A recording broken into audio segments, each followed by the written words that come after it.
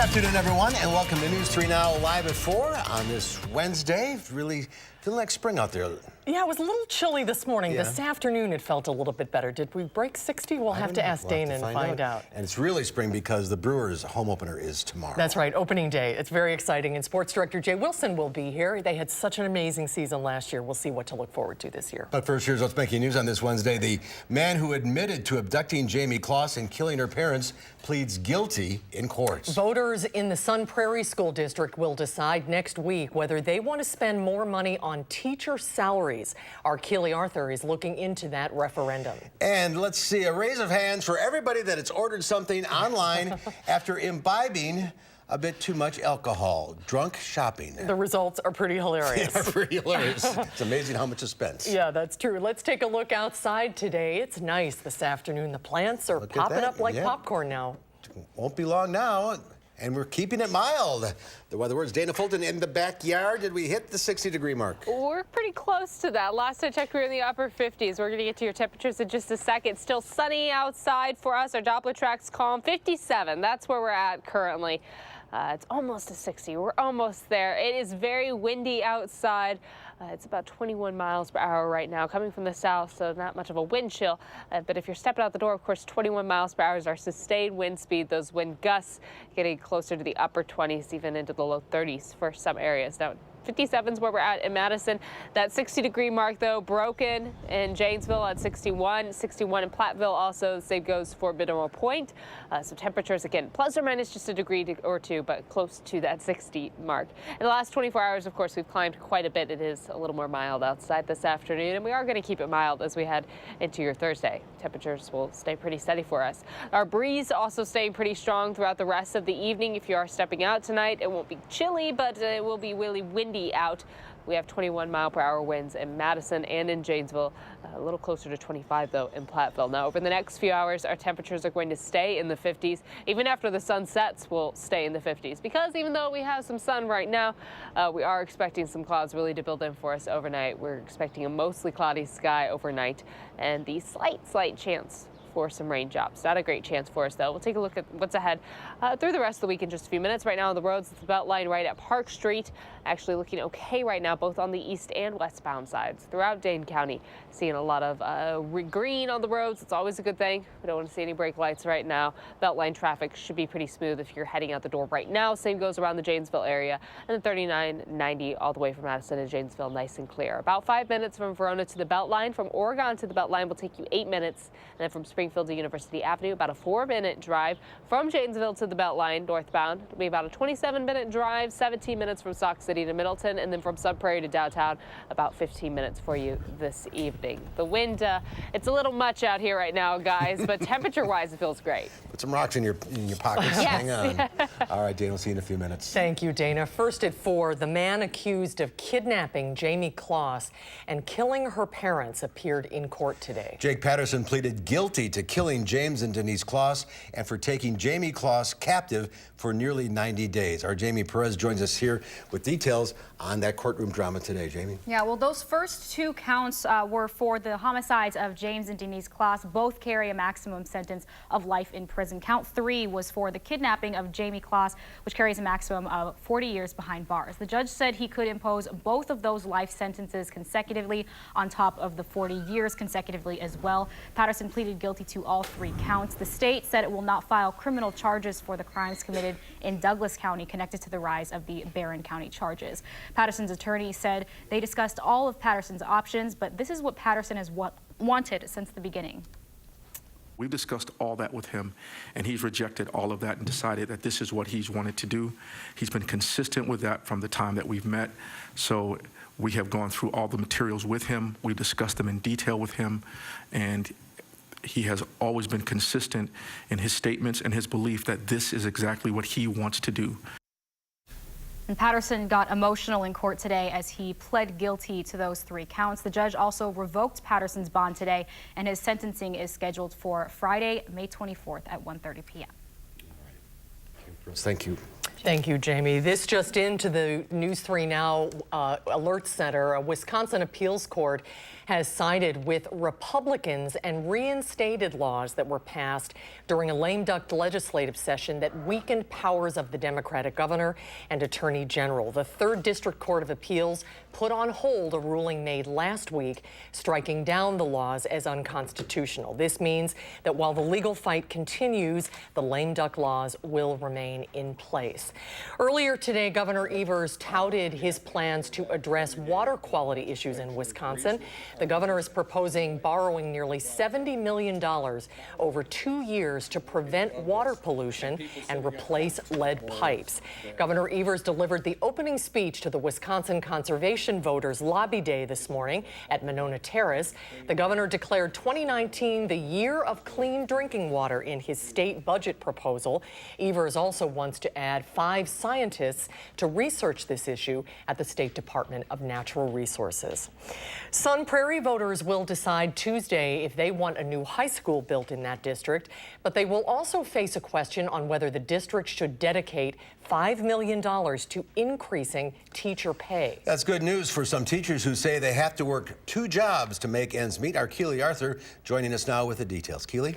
Well, Sun Prairie Middle School teacher Erica Fessler-Enders took to Facebook this week urging voters to approve the Sun Prairie referendum because she currently works after school as a waitress to make ends meet. District officials say it's losing talented teachers like Fessler-Enders to other Dane County school districts because of pay. Superintendent Brad Sarin said the district is growing rapidly, and because of state revenue caps, there isn't extra money to go to teacher compensation. Any new revenue that we get goes immediately to providing for transportation and services and teachers in the classroom and technology and textbooks. And we don't have a lot of leftover money to dedicate to teacher compensation. As we mentioned, 2 Sun Prairie School District referendums on next Tuesday's ballot. One asks for $165 million to build a second high school. The other asks to raise the state revenue limit by $5 million per year to operate the new school. However, since the school won't open until 2022, the district is going to use $5 million prior to that to go to its 800 teachers it employs. Now, if approved, the owner of a $250,000 home would pay $320 more a year in property taxes. We will share more of Fessler-Enders' story tonight on News 3 Now at 6. We will see you then. Thanks, Keely. Theresa May says she is prepared to step down as United Kingdom's prime minister in order to win passage of her divorce deal from the European Union. May told lawmakers that she wanted to do what was the right for the country. The comments mark the first time May has indicated that she was prepared to quit in order to secure the necessary votes for the passage of the Brexit divorce deal that she has negotiated with the EU. That deal has been rejected heavily on 2 occasions by British lawmakers. President Trump and Vice President Pence welcomed the interim First Lady of Venezuela to the Oval Office. President Trump welcomed Fabiana Rosales to the White House today. The administration supports interim President Juan Guaido, who declared himself president in January after calling Nicolas Maduro's re-election illegitimate. Rosales says she's concerned for her husband's safety. The president is not ruling out military force when it comes to removing Maduro from power in Venezuela. I fear for my husband's life. Yesterday, he was attacked. His life was attacked. All options are open. Go ahead. Does that mean military action? All options are open, yeah. The U.S. has ramped up sanctions to keep the pressure on Maduro and his backers. In addition to oil sanctions, the U.S. slapped sanctions on several state-run banks earlier this month. Lawmakers on Capitol Hill questioned the Transportation Secretary and the acting FAA administrator about the approval process for the Boeing 737 MAX plane. The hearings follow 2 deadly crashes involving the fleet in the last 6 months. Mo Lange has the latest from Capitol Hill. Transportation Secretary Elaine Chao laid out her top priority to congressional lawmakers following 2 deadly crashes involving Boeing 737 MAX 8 jets. Safety is always #1 at the Department of Transportation. The crashes earlier this month and back in October resulted in 346 deaths. The FAA made the decision to ground the MAX 8 fleet only after other nations had already done so. Based on the information that everyone had at that time, there was no factual basis upon which to ground the planes.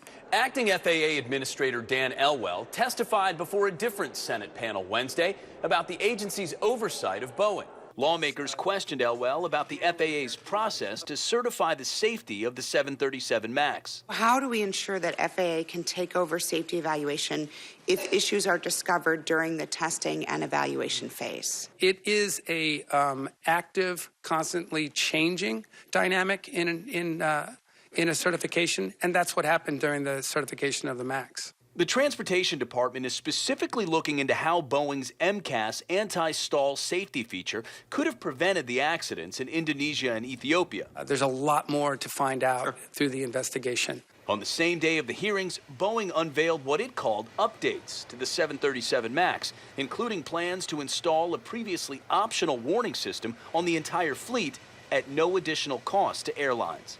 Mo Lalengi for News 3 Now. And the FBI has joined a criminal probe into the certification of Boeing's MAX jets. The head of Norway's maritime authority says it may have come up with why the engines on a cruise ship failed over the weekend. Viking Sky's crew sent a mayday call and anchored in heavy seas to keep the ship from being dashed on rocks in an area known for shipwrecks.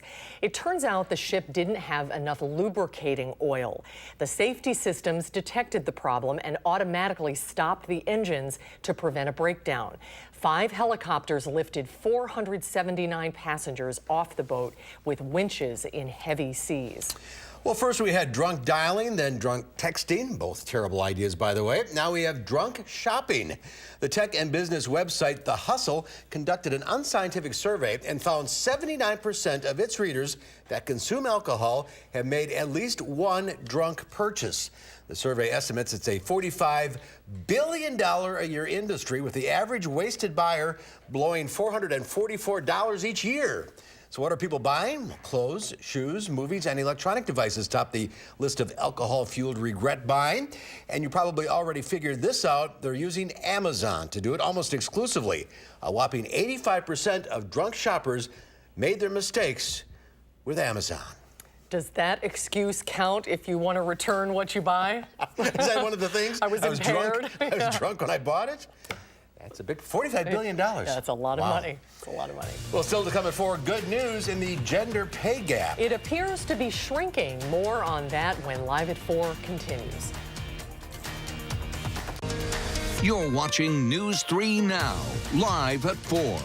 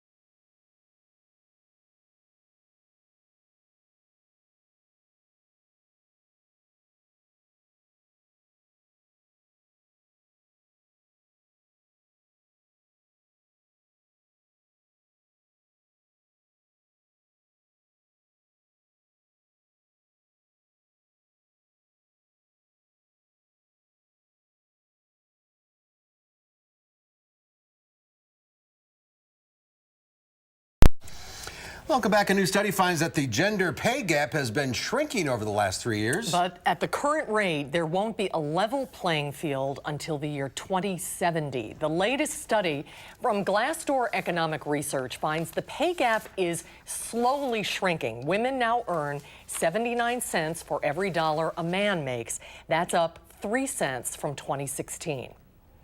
Progress continues at about the same pace as we've seen recently. We could see the gender pay gap close completely by 2070, so that's within one lifetime. 78% of working women say the gender gap is a serious problem. Only 59% of men see it that way.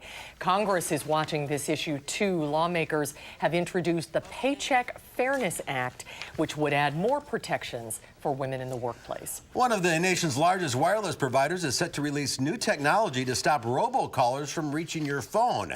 Verizon reportedly set to offer customers free spam blocking tools by the end of the week. Americans received an estimated 47.8 billion robocalls in 2018. I think I got half of them. More than 46% of those were from scammers. Stocks slipped on Wall Street amid new concerns of an economic slowdown. The Dow Industrials fell 32 points, ending the day at 25,625. The Nasdaq Composite Index lost 48. The S&P 500 was off 13. Well, it's not officially spring until opening day. For Milwaukee Brewers fans, that is tomorrow at Miller Park. The Brewers are coming off one of the best seasons in their history. So what can we expect this year? Sports Director Jay Wilson is here. Hi, Jay. Hi. You can expect a lot of people to be excited, especially after last year. But yeah, you know, it's funny how opening day gets earlier and earlier. I mean, here is March 28th tomorrow. It's usually April sometimes. Yeah, and then we've already had 2 games played in Japan. Seattle and Oakland played 2 games in Japan last week. So I suppose someday we'll open in January and just it'll be 20 below. Year round. Do you think all the pieces are in place for an encore this year? Well, in my view, they overachieved last year, and most of those pieces are back in place. The big addition was a catcher named Yasmani Grandal. Remember the guy from the Dodgers who couldn't catch the ball? That's him. Oh, good. Yeah. But he can hit 25, 30 homers, okay. which is an upgraded catcher, which is good.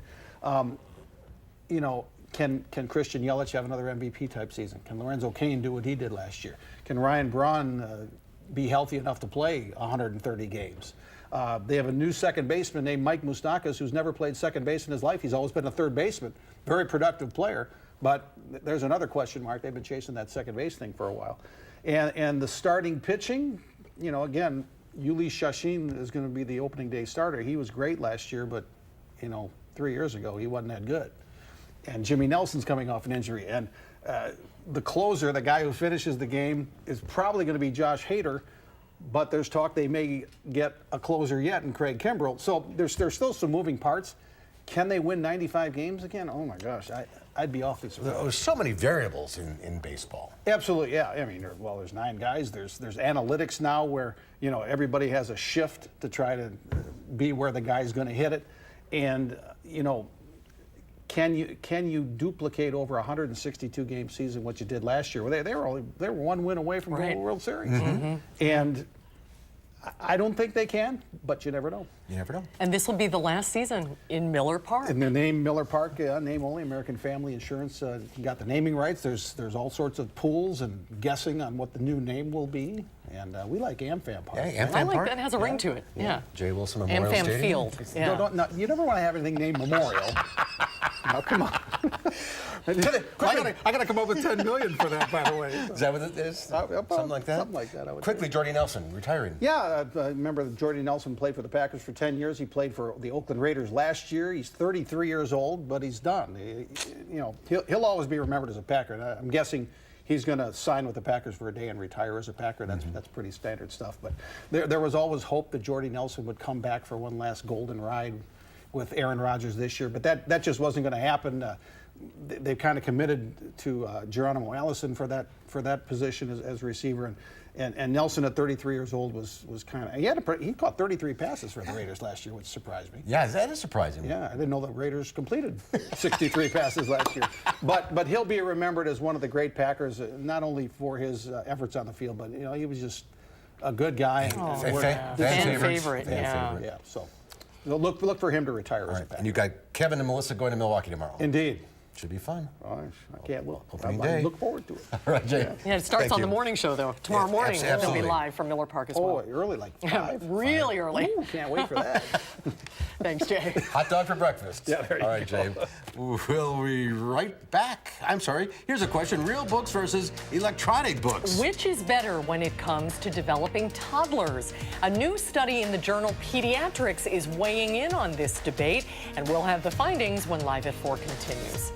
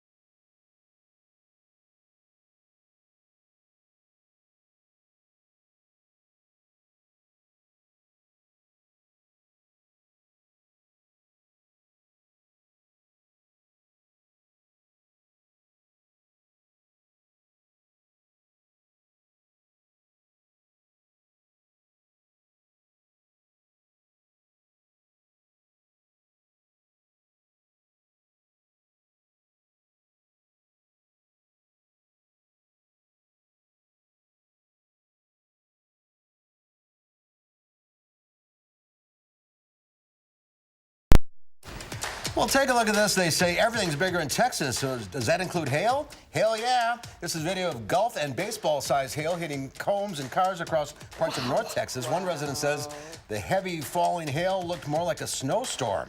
Reports of broken windows and damaged cars, but fortunately, no injuries reported. Wow, look at that parking lot. Look at that.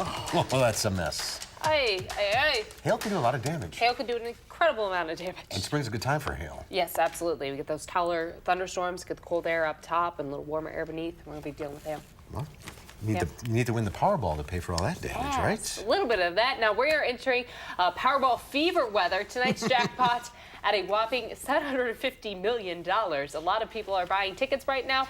It's now the 4th largest prize in history. Of course, your odds of winning, not so great. One in more than 292 million. If you win, you can choose to get payments over the course of 30 years or a lump sum, which would end up to be about $460 million after taxes.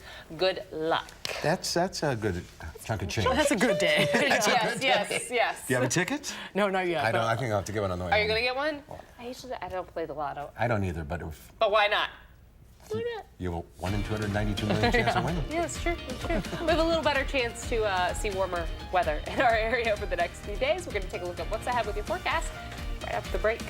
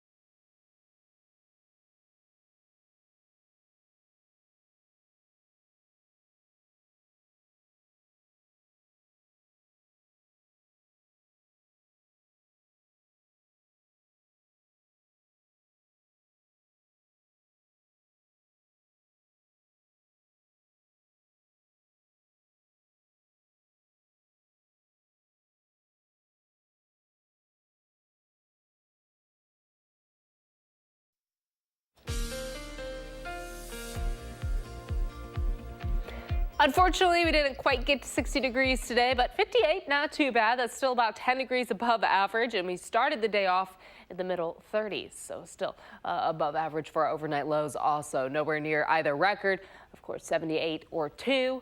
78 might have been nice too, not so great for us. And the sunset getting later and later, not until 7:18, so you do have plenty of time for the rest of this evening to get outside and enjoy this mild day. Our Doppler track is nice and calm for us right now. We do have our next little system kind of off to the northwest. As it does drive east, we may see the slight chance for a shower or two tonight. But this area of low pressure actually off in the plains is going to slide south of us, and that's really what's going to bring the moisture through Illinois and Indiana over the next few days, and right along the state line we may see a greater chance for a few sprinkles in that direction. Now, our air is much warmer today compared to yesterday, about 9 degrees warmer right now than 24 hours ago in Madison, about a 15-degree jump in Dubuque, and La Crosse at about a 12-degree jump in the last 24 hours. Now, our temperatures tomorrow will be pretty similar. Unfortunately, though, we are going to be just a little cooler by the end of the week. So the southerly flow continuing. Right now, it's a little breezy outside. Those wind speeds close to 20 miles per hour. It'll stay breezy heading into our Thursday morning. Notice again, much of that moisture staying to the south, that there is a slight chance to see some drizzle spots for us overnight tonight. For Thursday, plan on a variably cloudy sky. Our wind direction shifting a little bit by Thursday night, so our temperatures overnight into Friday will be just a little cooler. There's that moisture sliding through for us throughout the day on Friday and Friday night, and then we start to see the potential for a little mix early Saturday morning. It might cross right along, again, that state line towards Janesville or Beloit or even Platteville, but not really a great chance to see that moisture. Most of our models are really trending that it stays further south, and it really seems like our temperatures are going to stay just a little above freezing, so any chance to maybe see a few snowflakes, it's right going to be along that state line, and it's not that great of a chance for us right now. Really not expecting any accumulation at all. By the time we get to Sunday, we have a mostly sunny sky for us, so it really should be a nice end to the weekend. Temperatures tonight will fall just a little bit, but not too much, in the mid-40s for our overnight lows. So it'll pretty steady with our temps overnight, dropping a little bit by Thursday morning. And then for Thursday afternoon, we'll be back in the mid to upper 50s for our afternoon highs. By Friday morning, though, we are expecting our temperatures to fall back close to freezing for us. We have a few clouds in the morning, and then there is that slight chance for some showers building in for us Friday night and into early Saturday morning. Friday's temperatures will be in the low 50s for us for afternoon highs. Now, as we look ahead with your future track, picking up this moisture, the slight chance for some showers, again, it's not even expecting to bring that much rainfall. We don't even have that great of a chance to see a few sprinkles, and if the sprinkles do come through, if the drizzle does come through, we're not expecting much accumulation, barely even a 1/10 of an inch in Mineral Point, and looking closer to about 1/100 of an inch or a couple hundredths of an inch for us in Madison. So don't plan to get rained out. Just know that we may see again a few rain spots for us Friday night and into Saturday. Overnight lows will be in the middle 40s tonight.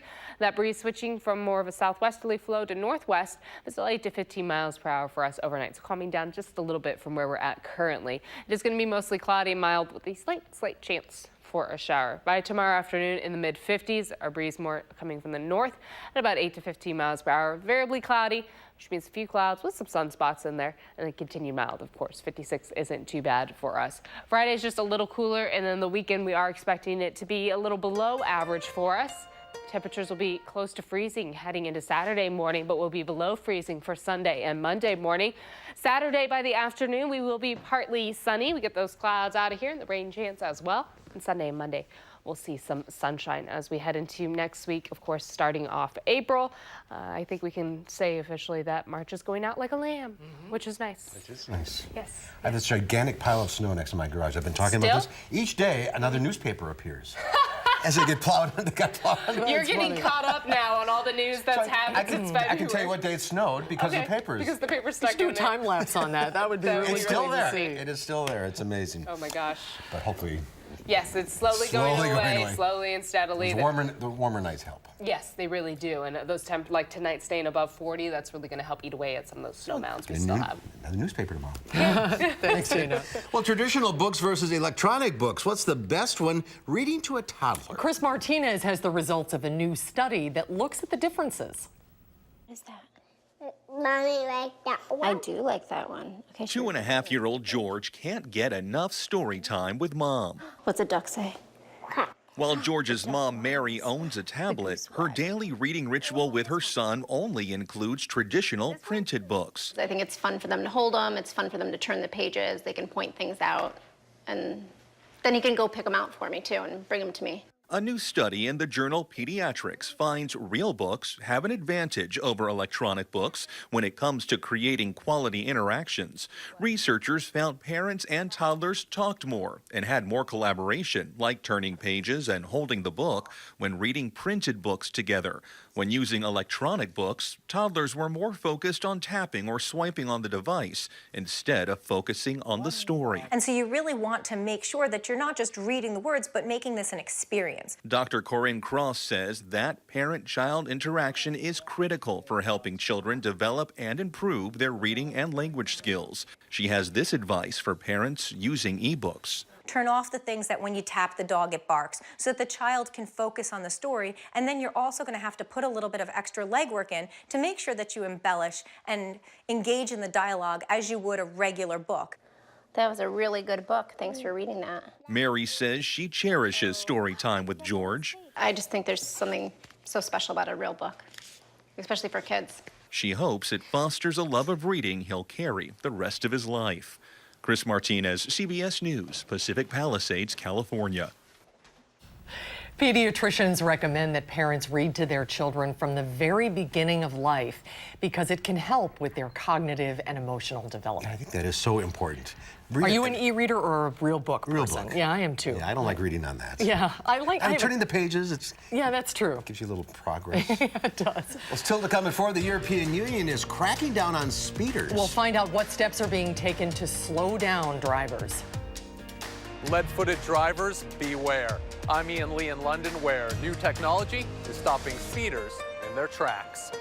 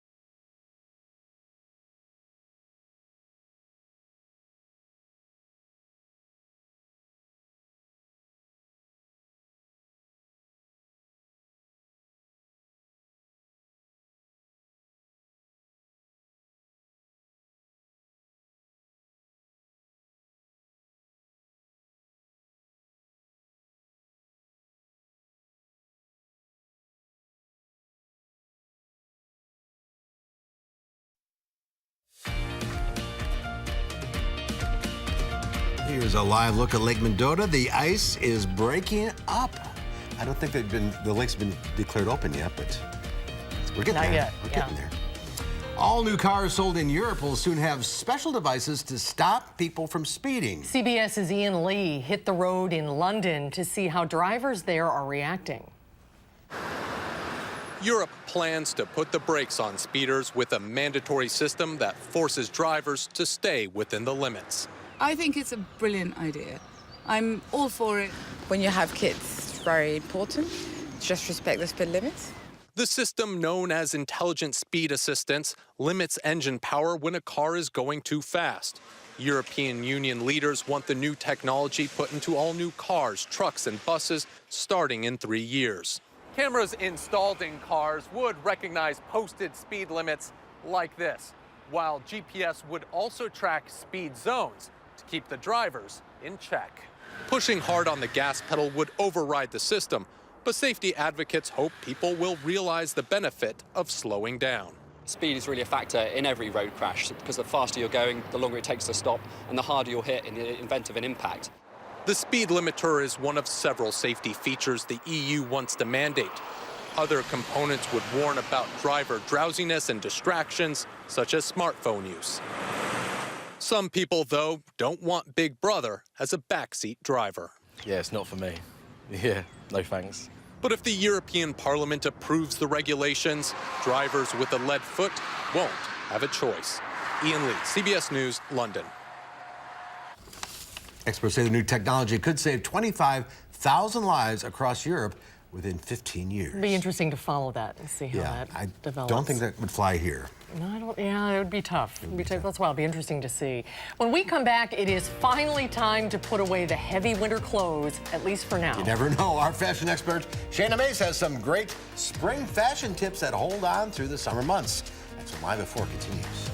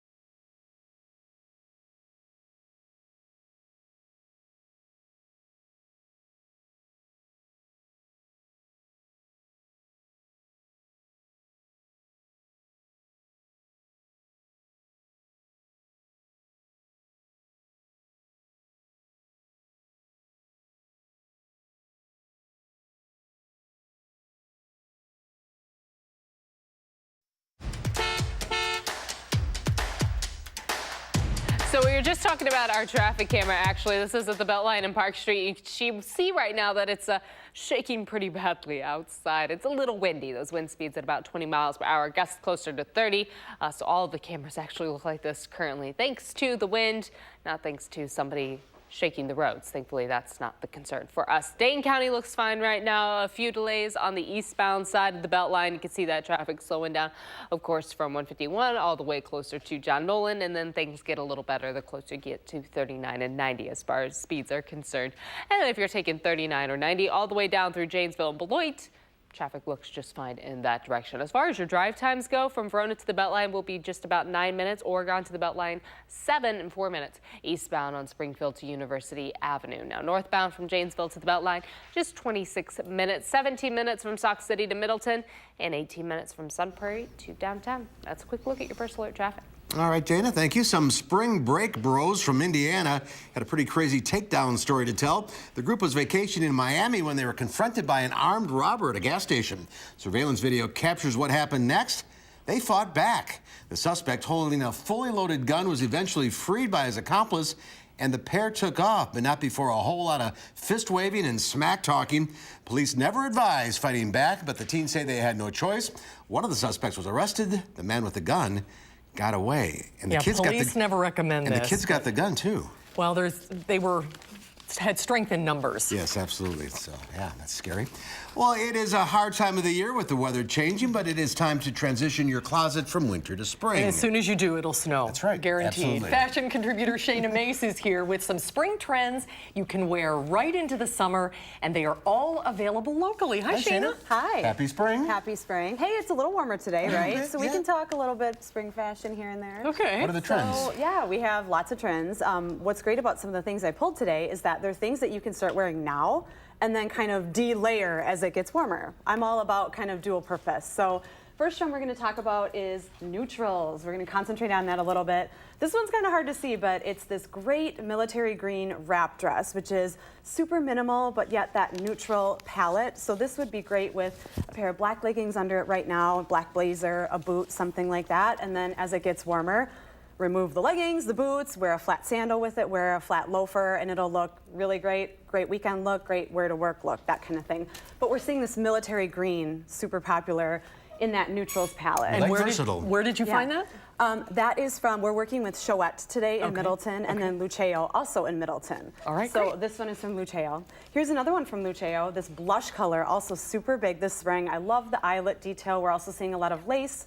Again, this is a great one. You can just layer it right now under a blazer, under a jean jacket with white jeans, and then as spring and summer arrive, just wear it with a pair of shorts, your favorite skirt, something like that. But again, that neutral palette is really great.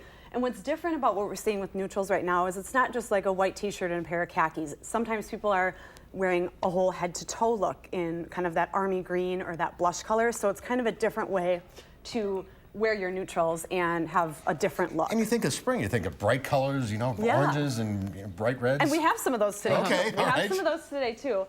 Just showing a few more neutrals, and then, like I said, this is a little more unconventional way. We have this great blush pink, this wrap detail that we're still seeing a lot of this season. If you can see it, kind of that knot detail in the front. Again, great piece you can wear now into the summer. And then I love this blazer. It's just a nice kind of linen look to it. Great for spring and summer. You can wear it now and then wear it over your favorite sundress. Wear it on a cooler night, something like that. So speaking of bright colors, let's talk about those. We're seeing a lot of this really great marigold yellow color. This is from Chouette. This is from Luceo. So this one's fun just because it's a long sleeve blouse. Again, super versatile. Wear it now, wear it on a cooler night. Love this sweater because, like I said, you can wear it now and then on a cooler summer night, wear it with your favorite pair of shorts. This would be a great vacation pick if you're walking on the beach at night, something like that. But I love that it has kind of two of our trends in here, the neutral and the yellow. So these are super fun, but we're also seeing kind of an unconventional color, which is this tomato red as well. So this one's really fun because it's sort of an anorak style, which has this cinch waist. So you would wear this as a layer over your look now, and then you could even wear it as a lighter jacket as, you know, as it gets warmer. And then this is one of my favorite colors, this orangey red.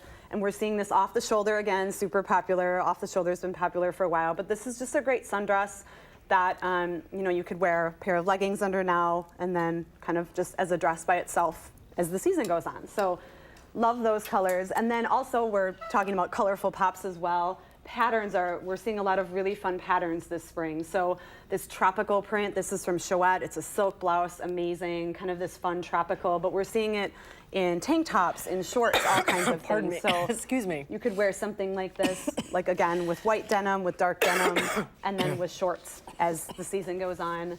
And then we're also seeing a lot of florals and polka dots too. So we have this great wrap detail again that we're seeing a lot of this season. And this is fun just because it's kind of a little layer that you would wear over a t-shirt. And you say these can go all through summer. Yeah, these can go all through summer. This is, like I said, I love pulling things that, because our warm weather season is just so much shorter than Miami that we were just talking about. So it's great to have things that you can wear now and then kind of extend the season. So also great wrap detail again. We're seeing a lot of this wrap dress detail.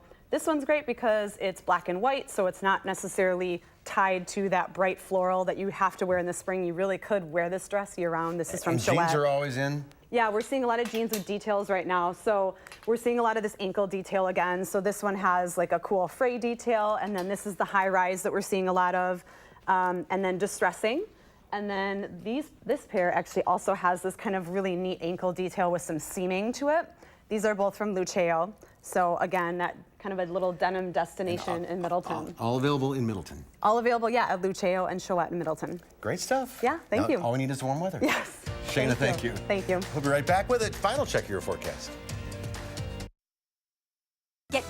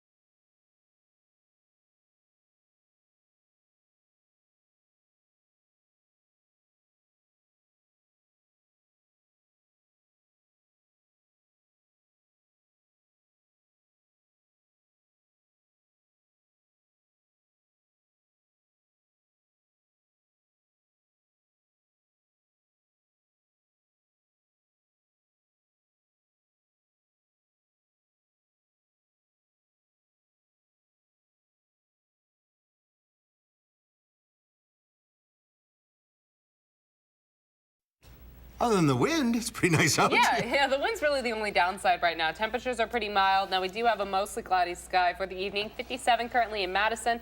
That breeze, though, at about 21 miles per hour coming from the south. That's just in Madison and Mineral Point and Platteville right now at about 61, 59 in Janesville. And, of course, that's quite a jump in the last 24 hours for us. So it is a little warmer outside compared to yesterday evening. Our wind speeds, though, are going to stay in that 15 to 25 mile per hour range through the rest of the evening. So if you are stepping out the door, just plan on the breeze being a part of it. And the wind helps dry things up a little bit, too. It really does. Again, we're just eating into that snow.